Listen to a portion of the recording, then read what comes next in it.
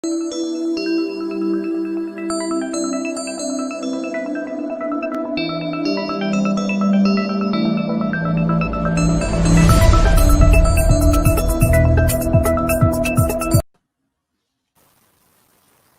everyone, and welcome to the first webinar of our community talks. My name is Foodtechies. I'm the co-founder of the Foodeshow, and today I have amazing panelists from Morocco, France, Turkey, and Finland joining me to talk about food security and feeding the future.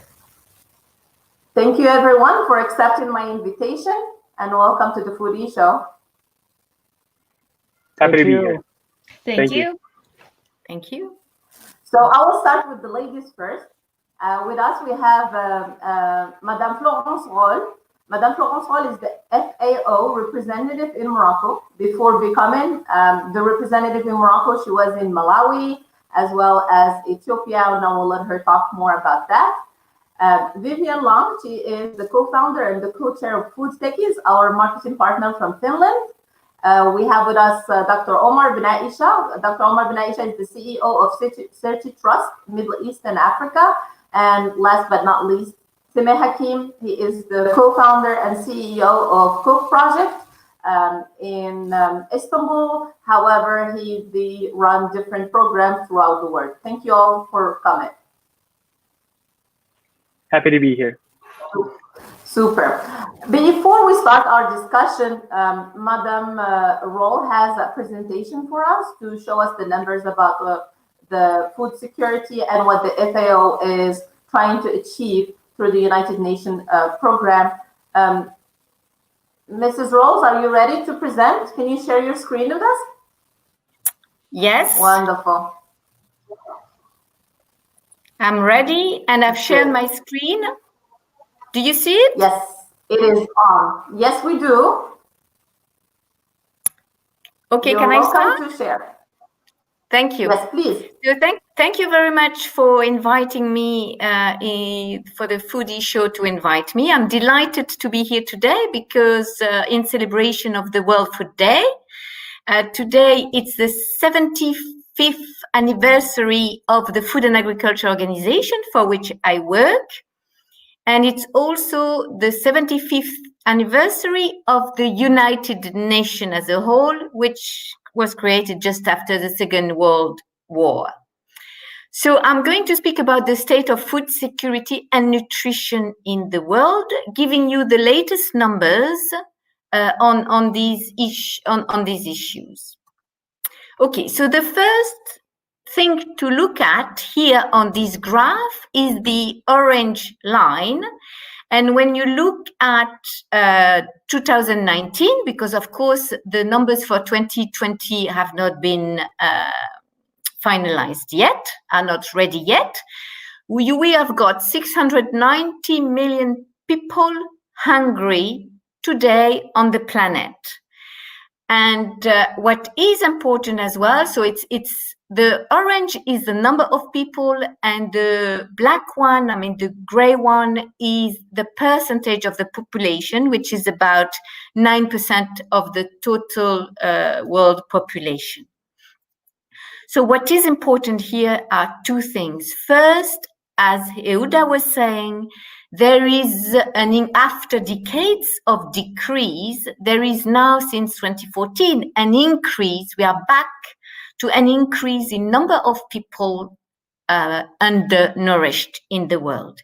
And if you look at the SDGs, the Sustainable Development Goals that we have all committed to for 2030, we are not on track.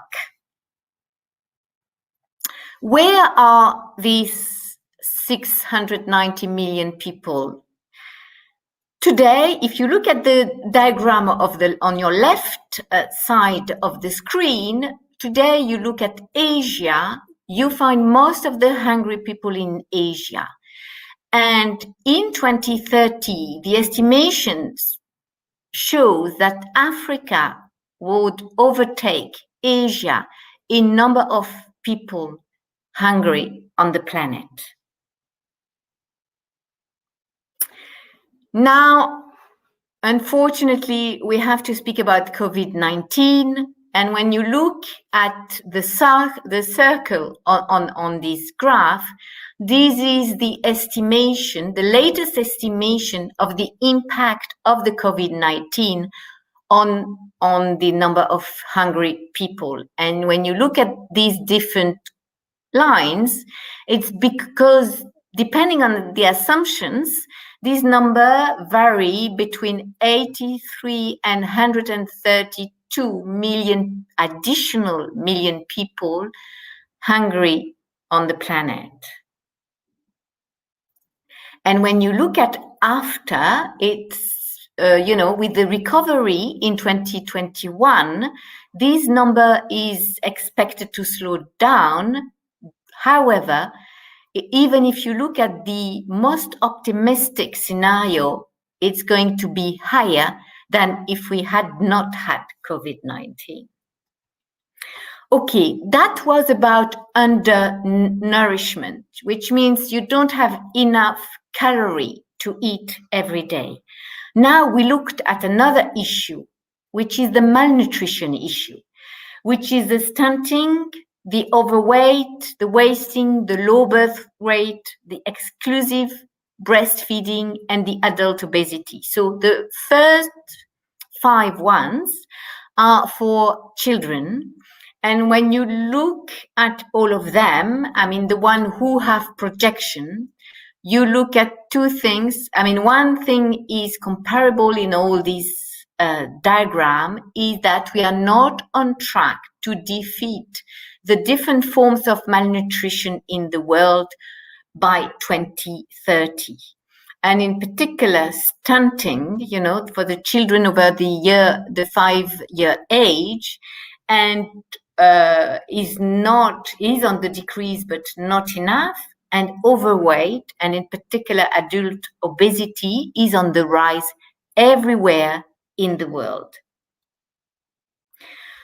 Okay, so what needs to happen? So you see here the three levels of what means food security. So the first level is you have enough energy in your diet to live. But the second part is that you have the nutrients, the adequate nutrients in your diet, which means the macronutrients and the micronutrients. But the third level, which is the best level, is to have a healthy diet. And it includes foods from the several food groups, and it has greater diversity within the food groups. Okay, so when I was mentioning the number of undernourished people, these are people below the first level. When I was looking at malnutrition, I was looking at the people who do not have this yellow bar, who do not have this nutritious diet. Okay, if you look at the world, and if you look at, so let me go back here. If you look at the cost, the cheapest cost of an healthy diet. So we are in the green, the normal scenario, the one that everybody should have, because we all have, it's a human right. It's a basic human right, the right to food. So if you look at the cheapest cost, how many people can afford a healthy diet? And it means that people, the assumption is, if we spend more than 63% of our income on food, we cannot afford a healthy diet. If you look at the numbers here, you imagine the red ones are the country where 75% and above of the population cannot afford a healthy diet. So in total, it's 3 billion people. So almost half of the population which cannot afford. So the next step is we need to decrease the cost. We need to have affordable diets. So what is interesting here is to look at the cost of producing food and to look at hidden cost. And I've got only one hidden cost here, but the report that you can find on the web on the FAO internet, which is really nicely done because you have infographics, you have interactive maps. So it's not only, 200 pages, dry pages to read. We have looked at two hidden costs. One is the cost of a diet on health.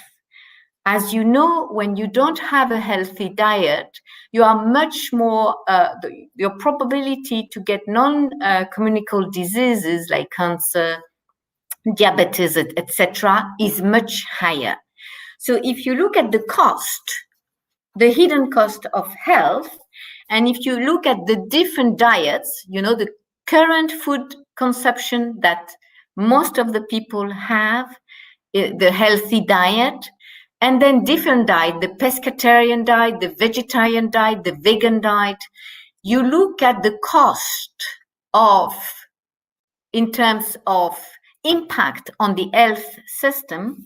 And let me give you the number, which I don't remember by heart, but it's important. So we have, it would be 1.3 trillion per year by 2030.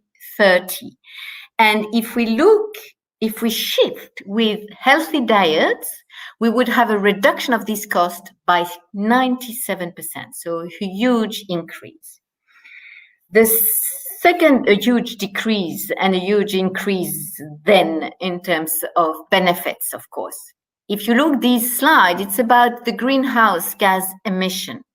So one of the hidden costs as well is that when you produce, if you produce, depending on how you produce and what you produce, you have an impact on the greenhouse gas emissions. And you see there as well a reduction depending on the quality of the diet, which varies around 47 and 60%.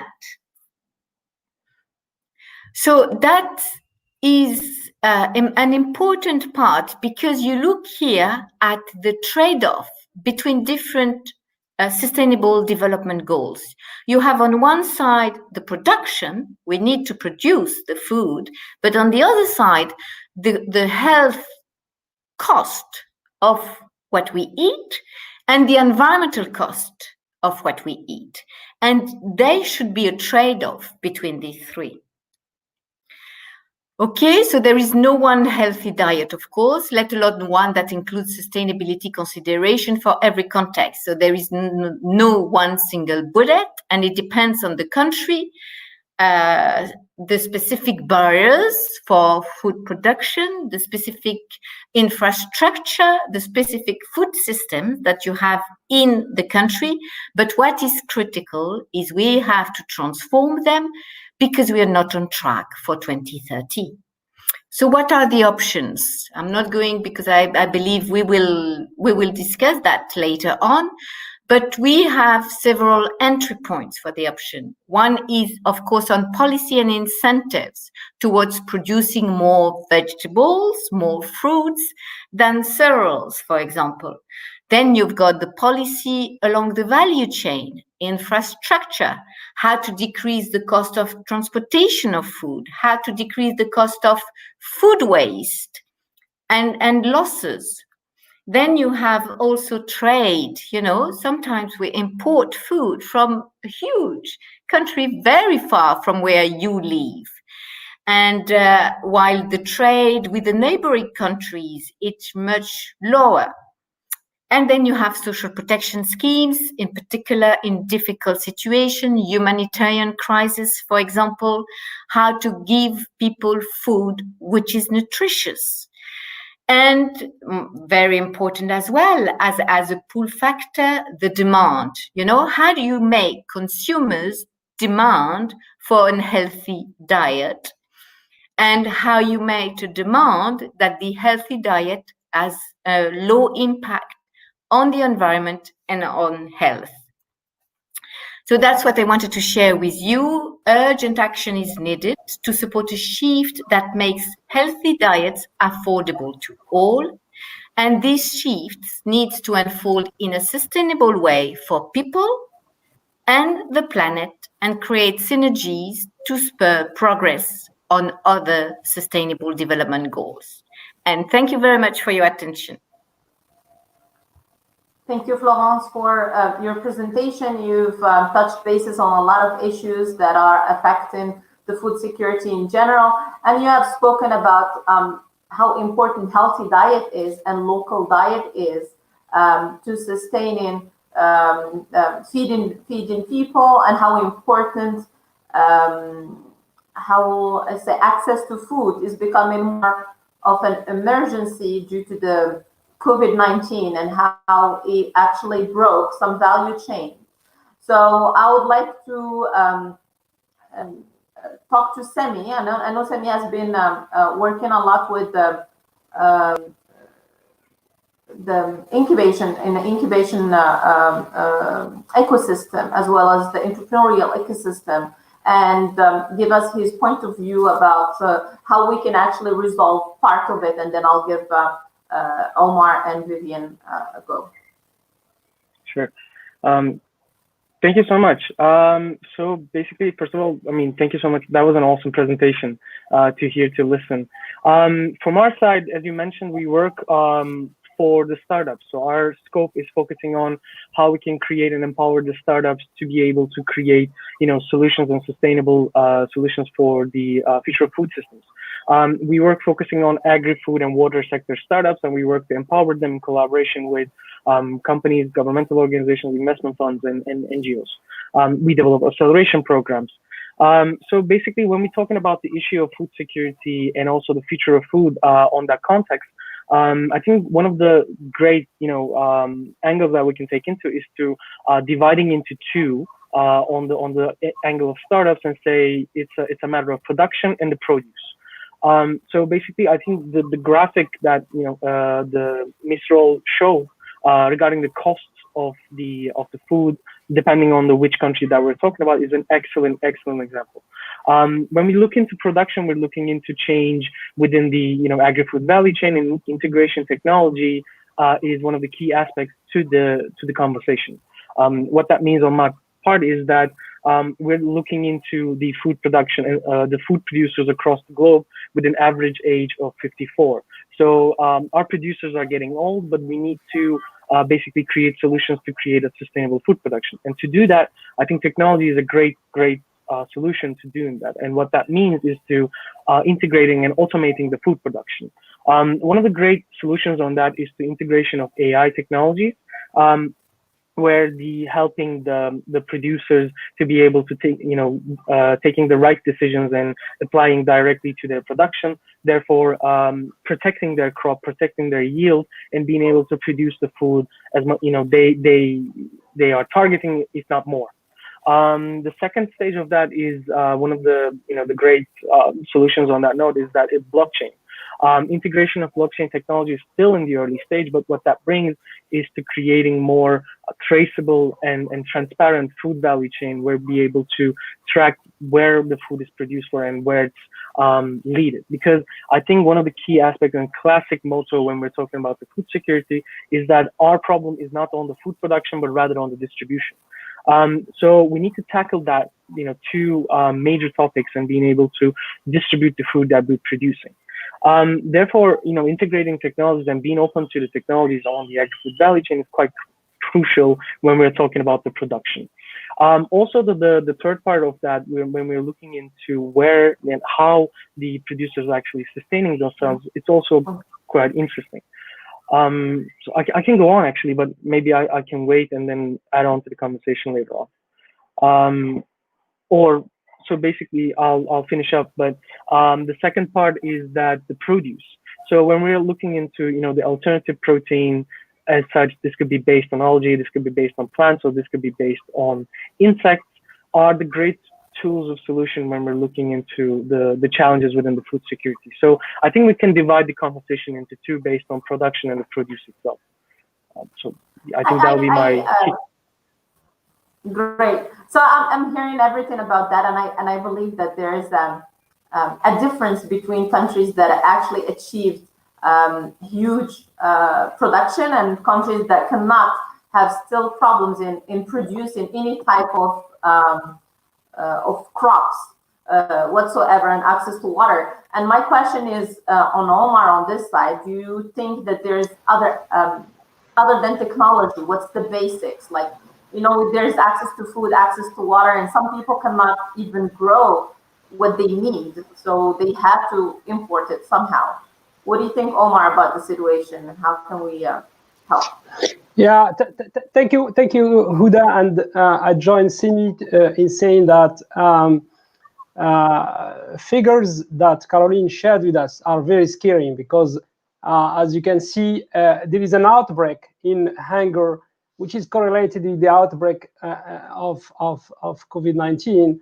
The issue today is that beyond food security, we need to think also about food safety, because food safety is one of the key pillars of food security, because it is not important to bring food to people if the food is not safe. And today the problem is that there is a lot of businesses in many countries that are pushing on production to achieve more revenues, to make more profit, and sometimes they do that without taking into account food safety. And today food safety is really at risk when it comes to food of animals or food of vegetables and all that. For vegetables today are using fertilizant. In many countries, for instance in Africa, there is no control on the ferts that are used in agriculture. In Morocco, for instance, is a good example. Last year the government carried out some analysis on some food product, and they found some element, and of course some fertilizant that are still in the food, and this is very dangerous for the human being. So it doesn't matter to feed people if the food itself is not safe, and then we will have disease, we will have a lot of other problems. So I think the point here is to say, how can we think about sustainable food, and of course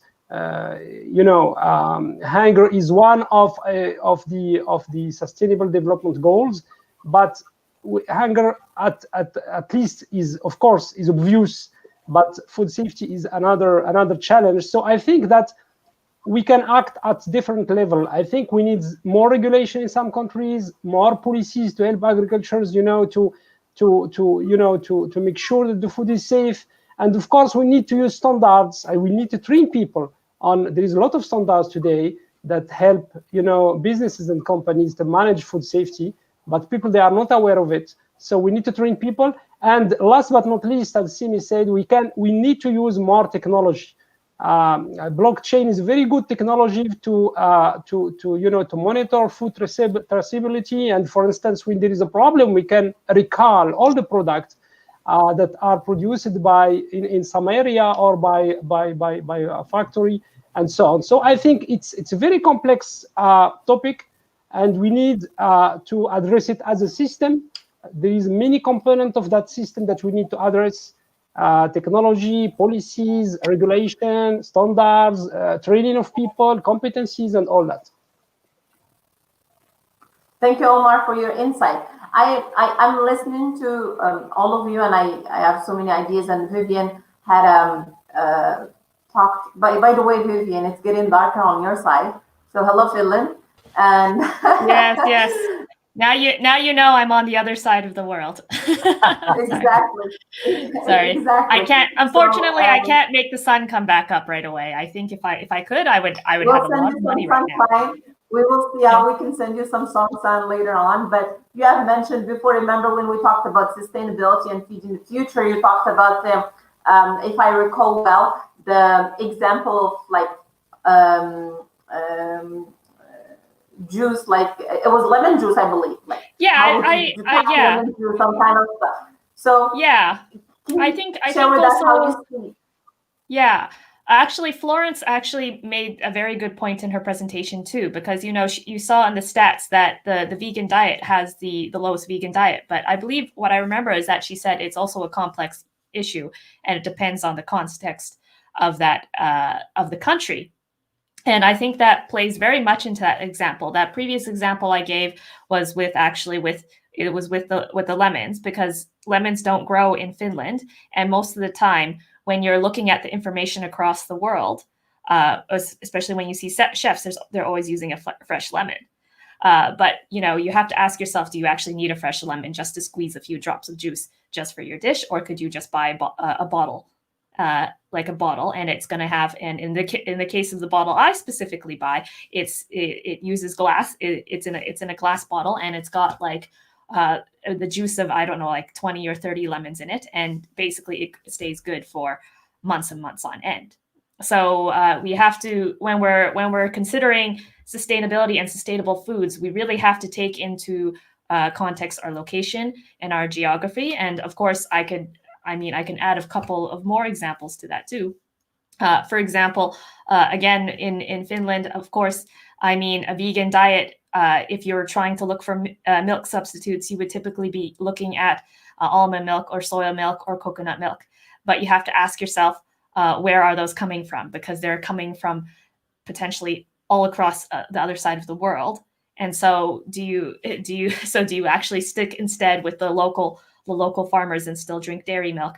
Of course, as of late, of course, we have developed oat milk, which is, and that has become really popular. So that's a really good alternative. But again, we have to be thinking of new innovations, new way of doing things. And, it's actually kind of surprising that, we haven't thought to be, it's like, let's use our local crops and local plants and make milk out of that subject. And so it's a very complex challenge. And I think as Dr. Omar said, we have to also consider food safety as well, and those regulations, in addition to everything else when we come with new innovation.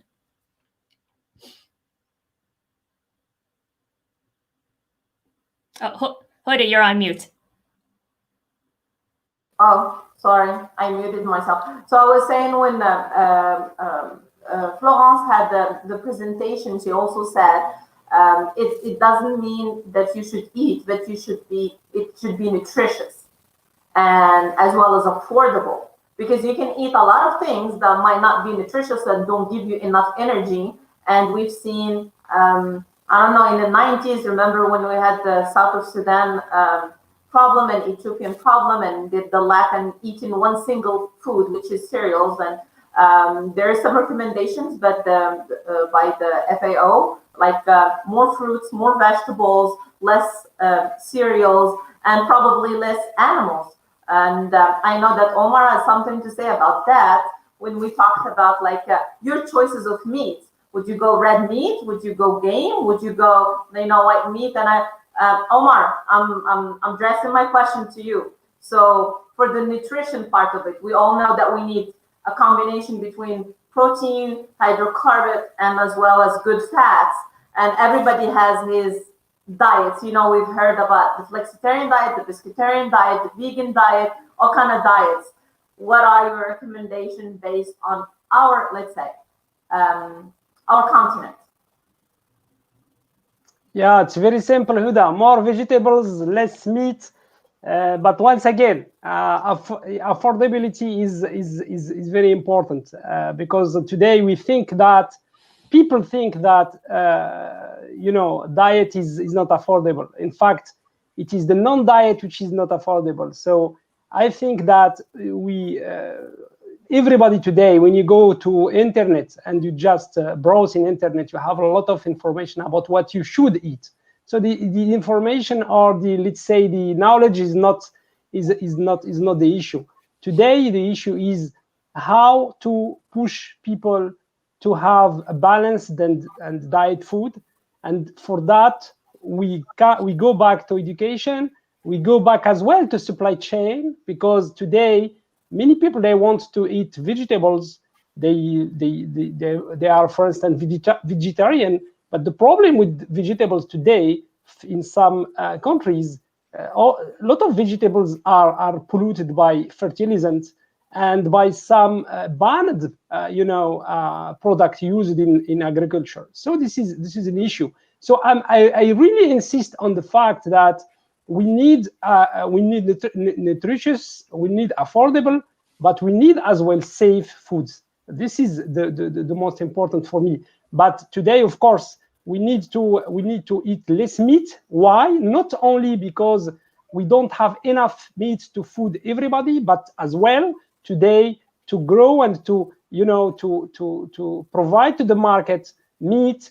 We contribute to a lot of greenhouse emission, and we contribute to climate. It's not good for climate change. So this is another issue.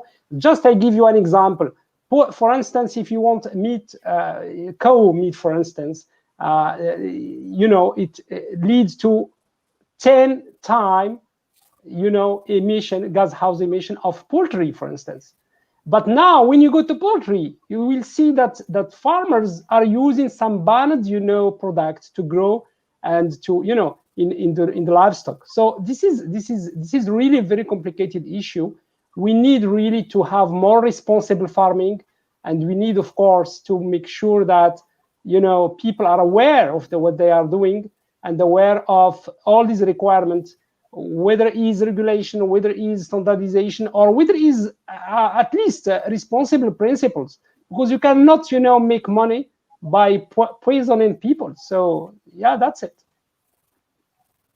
My next question is for Florence, and I know that from the organization standpoint, like you said, it depends on the context and also depends on the region.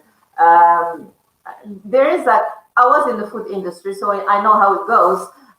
There are standards in different continents, there are standards in different countries, and sometimes whichever is not accepted in one country, we send it off to another one, and usually it's the countries in certain regions, and that's not good. That's safety is not there because the standards are not general.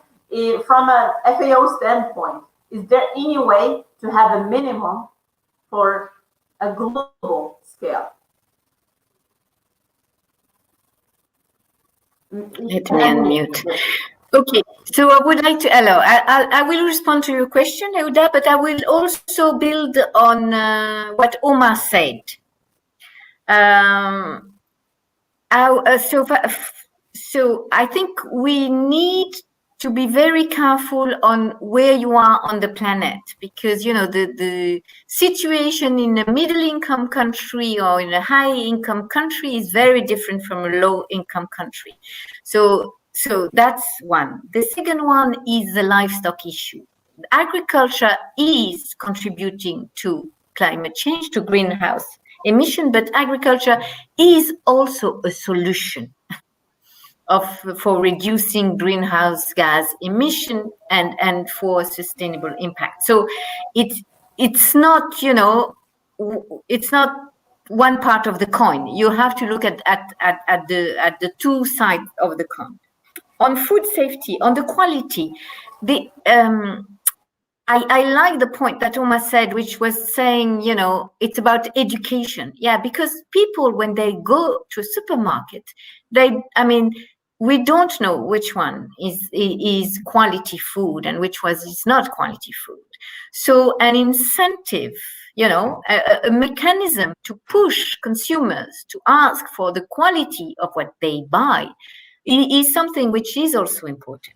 And to respond to your safety issue, Euda, yes, FAO works, there is a Codex Alimentarius, which is the body hosted by FAO where the global standards for the food is decided, monitored and controlled. So, and in addition to these global standards of the Codex, you have countries which have added private standards on top of that.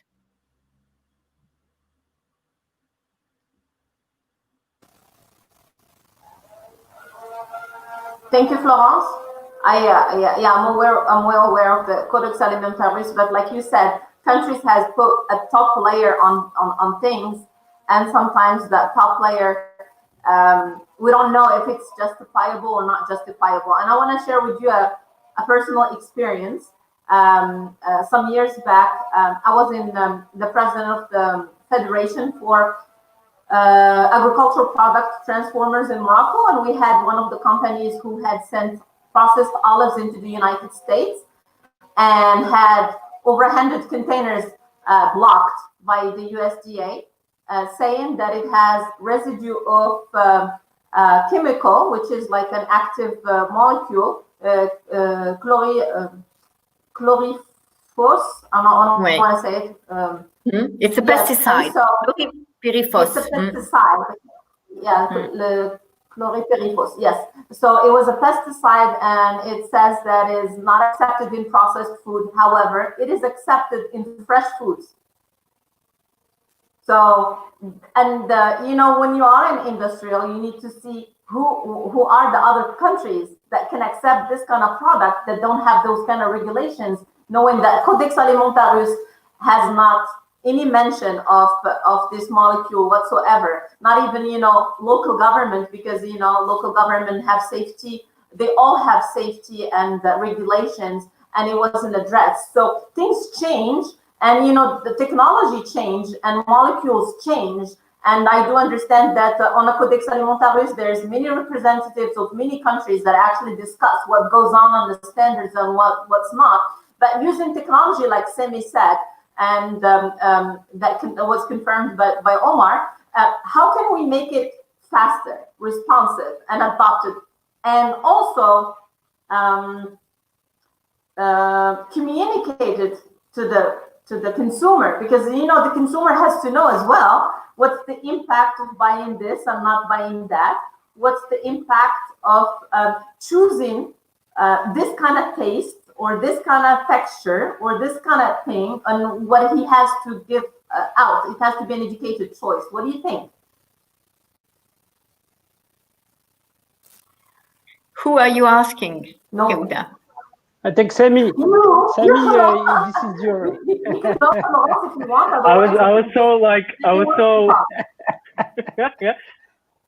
I was so into the question. I was like, yeah, that was I should answer that.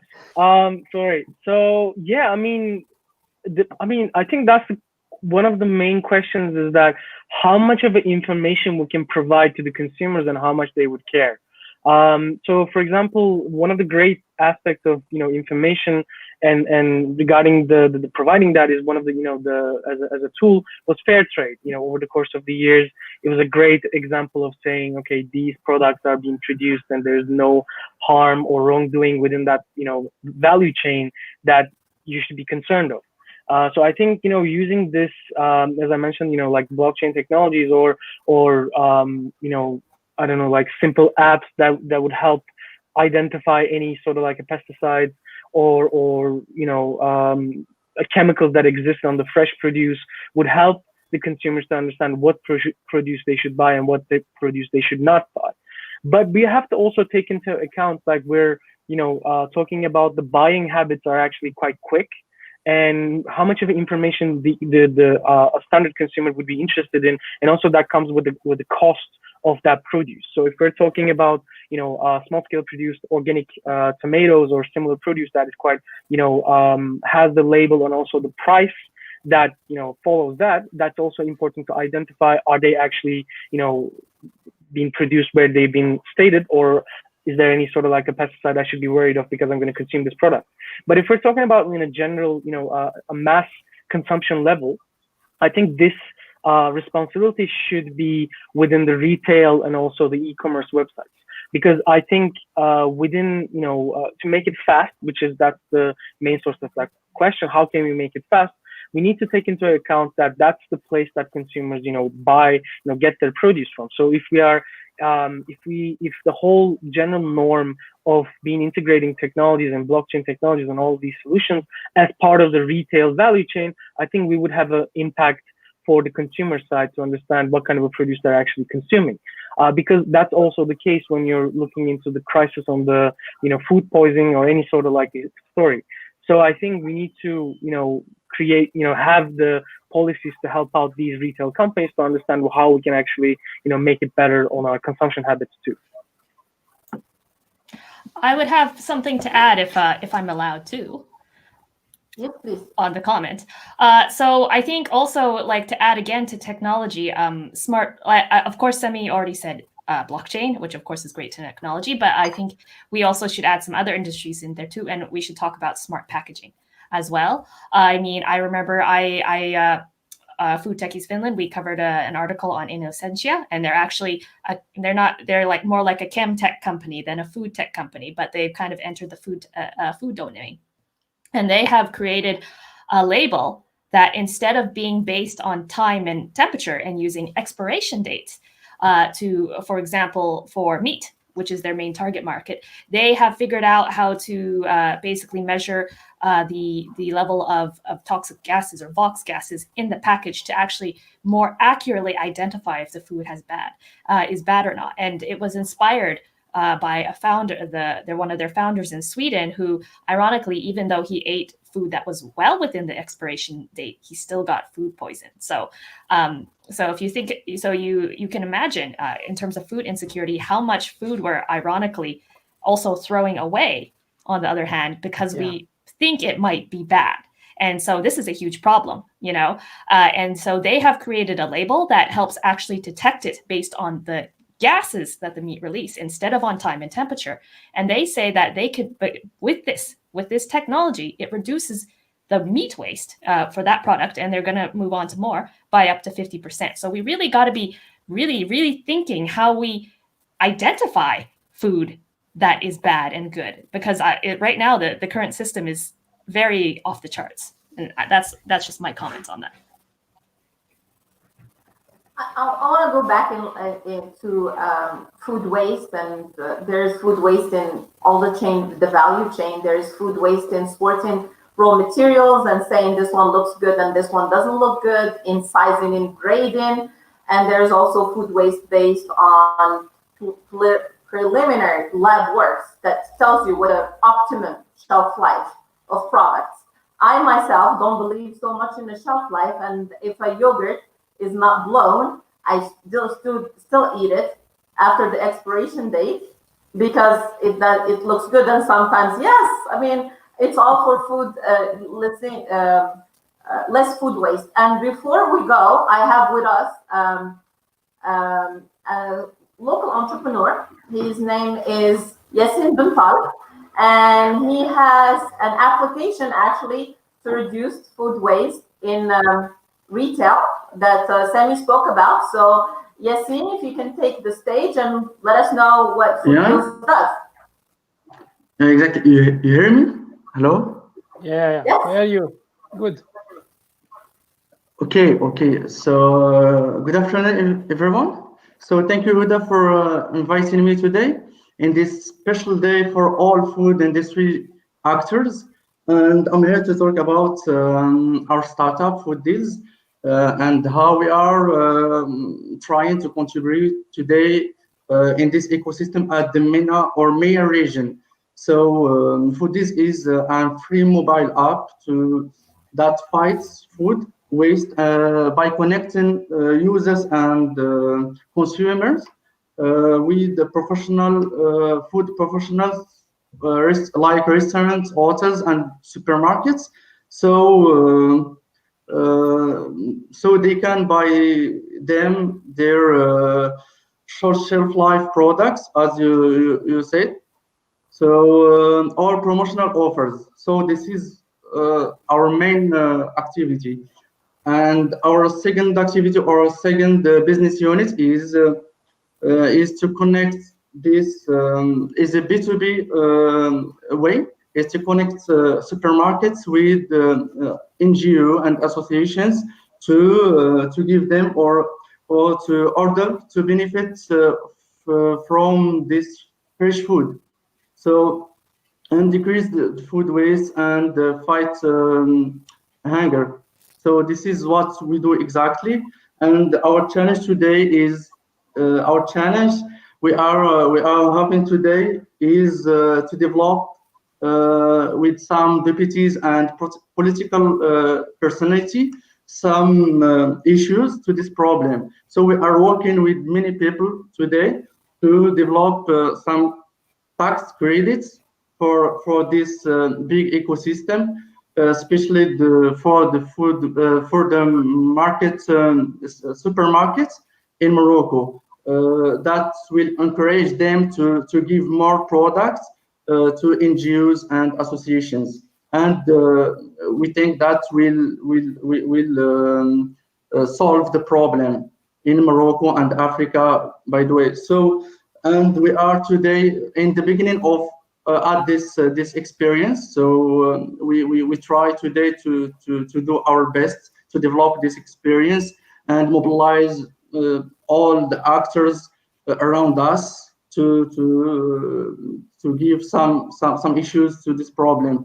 And we will be interested by working with FAO, and of course we will contact Ms. Rolle to collaborate together and work together in this area in Morocco exactly. So that's all what we do today.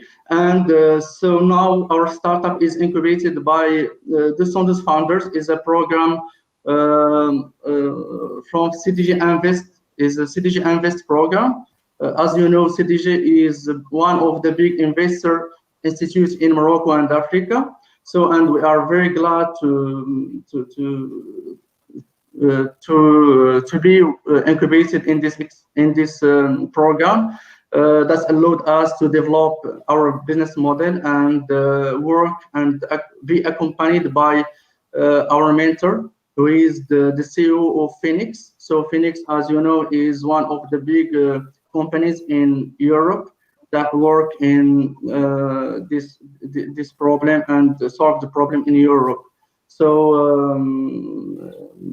today we are waiting for fundraising to develop more our activity and our expansion in Africa and Middle East, if God be willing. So that's all what we do today, and thank you, Yassine, for sharing your experience and how you're trying to lower food waste, at least in our region. I understand that you have a meeting to go to. Thank you for coming. Yeah, exactly. I'm sorry I should leave right now. I'm honored to be with you, and thank you for inviting me. Thank you. Thank you. Bye.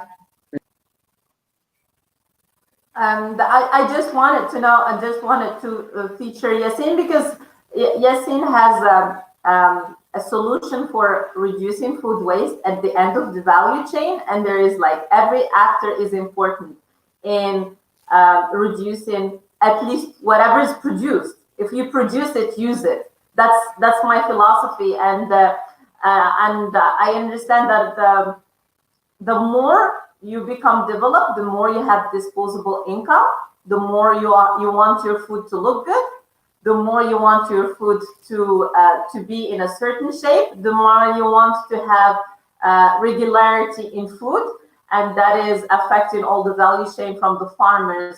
And I want to take the last the 10 minutes that we have together. So I'm talking to the audience. If you have any questions, please make sure that you ask questions to the panels. But otherwise, I want you to share your experiences as a person, as an organization, in how you're trying to help feed the future. Because there is going to be either the climate, that we have flooding in some certain areas, or drought in other areas, or not access to protein in other areas. So how are we trying as actors of change to help sustain feed in the future? Semi, I see that you're nodding, so you go first. Thank you so much. I mean, that's one of my favorite questions. So basically, for us, in our perspective, for Cook Project, what we do is that we believe the initiative of startups from top to bottom. Therefore, empowering the startups and creating platforms between, companies, startups, and also governmental organizations, this, sustainable triangle for the future of food, I think is one of the key aspects of it. And that's what we've been working on for the last 5 years. Because we are a true believer of the real disruption and real innovation would come from the startups on the technology side for sure, but we're talking about, issues of food and challenges and also the potential in food. Therefore, any of these, great solutions would have a massive impact, not just in the geographies or the countries or the regions they're based in, but, globally. For example, we can use a payment system or some sort of like a new, camera or similar technology next 5 years or 10 years, and we can go without. But if we're not take action regarding the climate change and ever changing, the agri-food systems, and also ever changing climate and effects to the farmers, we're not going to be able to feed ourselves over the next, 20, 30 years. So therefore, we believe the initiative on the startup side, and that would also create the effects, trickle-down effects, if I may, to the agri-food systems, and that's what we've been working on. And you have mentioned a very interesting data early on. You said the average farmer is 54. So yeah, farming the is age. not sexy enough for the generation to come. Yeah, exactly. I mean, I think that's one of the key things we've been saying. So, when we look into the other sectors, the integration of the youth is always been an issue, right? But I mean, when we look into the agriculture and the food production, I think we need to look the solutions within the technology and the technology producers. So one of the great aspects to that is to looking, agriculture engineers or the people who are receiving, agriculture focused trainings and education within the unis, like we look to the MBA students as the potential, startup founders. I think we need to change the perspective and look into, to the people who are receiving their education within the agri-food sector could be the ones that are actually setting up the startups. This could be chefs, this could be farmers, and that will also create the effect on change in agri-food systems. Vivian? Well, as you probably already know, I mean, we run a food tech startup ecosystem or innovation ecosystem similar to SEMI. So I don't really have a huge amount to add. I believe what we're trying to do is just promote entrepreneurship, and perhaps just to add to what SEMI said, our special goal is to basically empower those individuals who feel like that maybe they are helpless observers of their food system. You don't necessarily, of course, you don't have to necessarily be a chef or a farmer or a food scientist or a food production specialist to be involved and engaged in your system, your food system, and be part of the solution. A lot of the really great innovations coming out from different food startups have been from people who weren't originally specialists in the food system.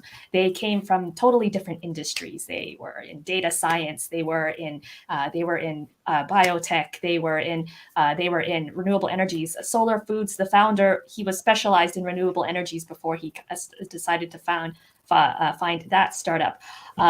Researchers are also stepping up to the plate, and they are finding, which is crazy. Actually, Ennifer Bio, which just was one of the winners of the EIT Fan Helsinki Hub, and he's going to the Venture Summit. He was telling me that he found ancient Finnish research. So this is not the type of research that you could Google.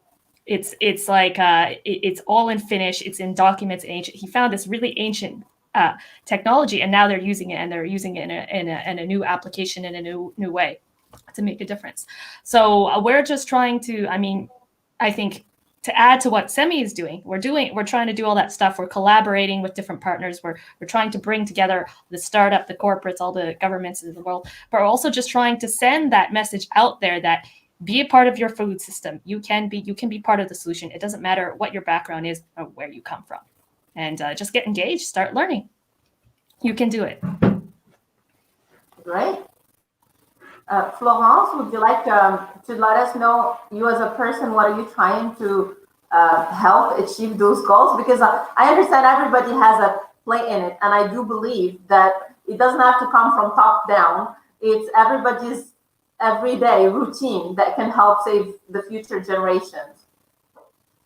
Yes, it reminds me an article from Le Monde, which I read recently, which we're looking at if everybody does its little part in terms of climate change reduction, what would it take, for the overall picture?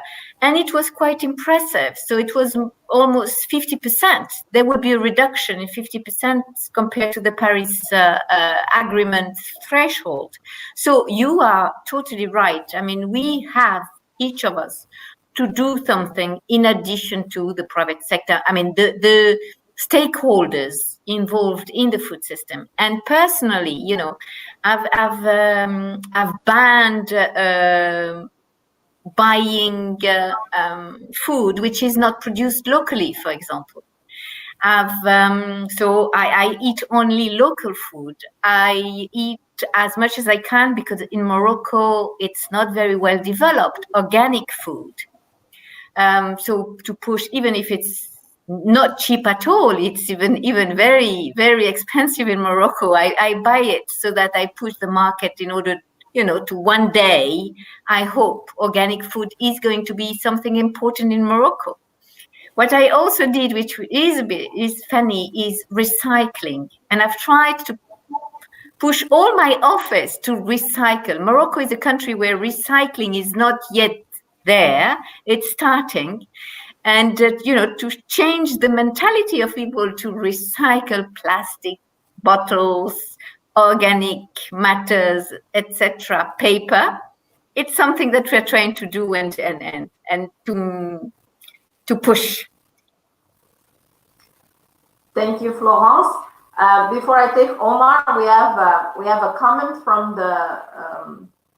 everybody is saying, Omar is saying basic food is the best, whole, safe, healthy, cheap, and mostly 100% environmental. I'm guessing it's environmentally friendly. And like you said, organic or at least locally sourced product can be a solution into helping producers do more.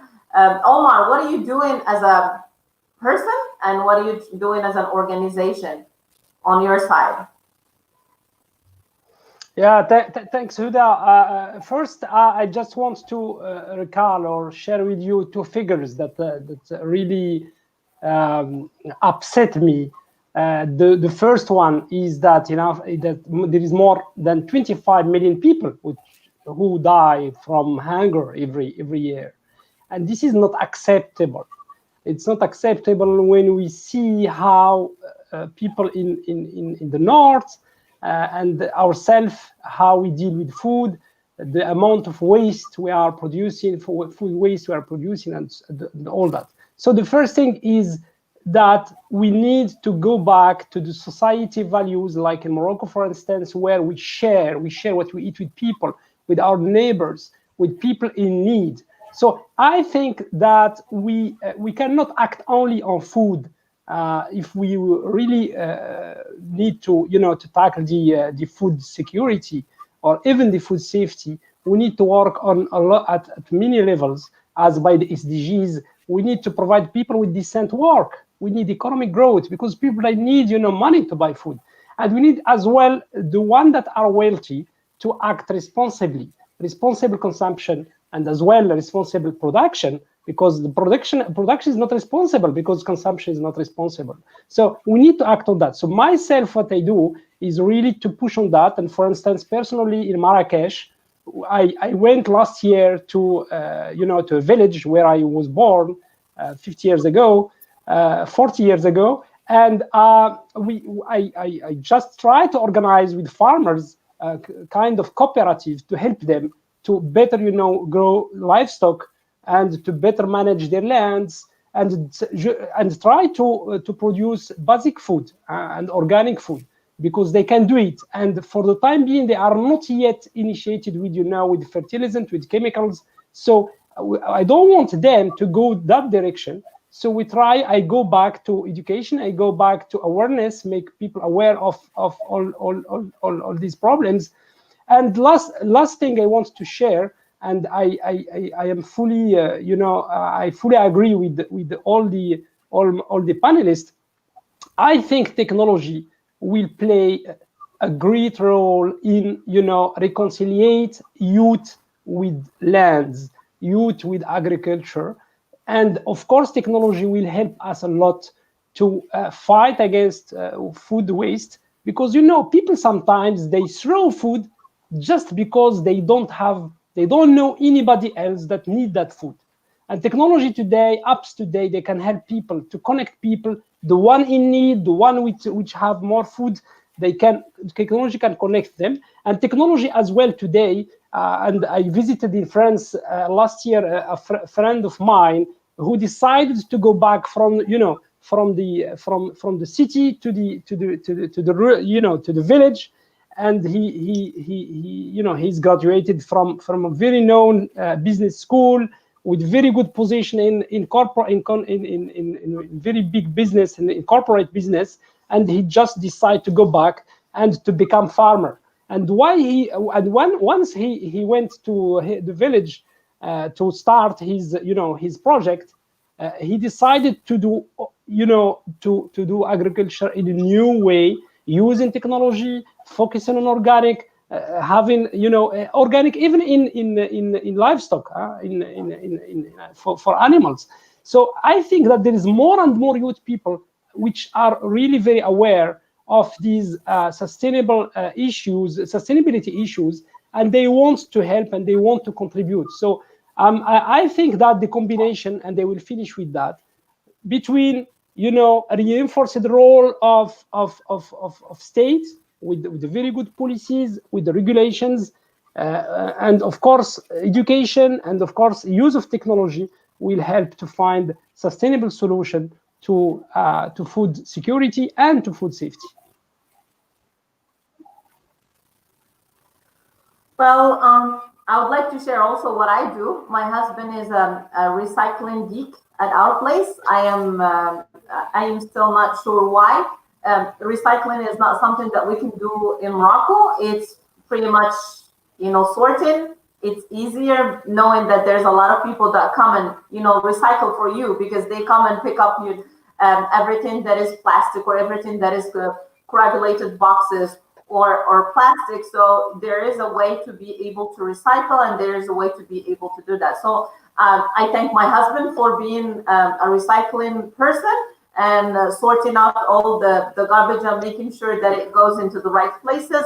However, coming from the food industry, I understand how hard it is to be able to produce good products that are cheap. So I go for clean labels, and I usually buy produce that doesn't look good. Only because I know that produce that doesn't look good, nobody's gonna buy it at the end of the day. And usually it's tasty, it just looks like that. We try as much as possible to buy everything local, like Florence is doing, help the local brands grow, help the local brands scale, because ultimately we will have it an affordable pricing. And like you said, it's not a matter of healthy diet, how affordable is it for you? And we can go on and on about all this, and we have some interesting companies within the startups in the Foodeshow application. Some of them are banking on algae protein to sustain the future. Some of them are going for insect as a source of protein, and different technologies that can help us feed the future. I would like to thank you all for taking the time to be with us, and the conversation still goes on, and we are happy to have you back in the next edition. So, and if you have one word to finish with, what would it be? And I'll start I'll start with from Vivian. I'll go to Omar, Semi, and Florence at the end. It's for you, Vivian. One word for One once? word. Oh no, darn, I'm first. I'll finish with the same word I finished in our first one, Ahoida, community. Right. Omar? From the field to the fork sustainably. Great. Semi? Nice. I think I would say innovation. I think that's just really exciting. And see everything is changing really rapidly. It's just exciting to see, to experience. So that would be my word, innovation. Wonderful. Florence? And mine would be equal access to nutritious food. Wonderful. And for mine, it would be thank you. Thank you all for your time and for That your was tricky. That was tricky. Yes. Thank you so much. Thank you you so so much. much. It was a really Thank great you. discussion. Thank you, Uda. It was nice.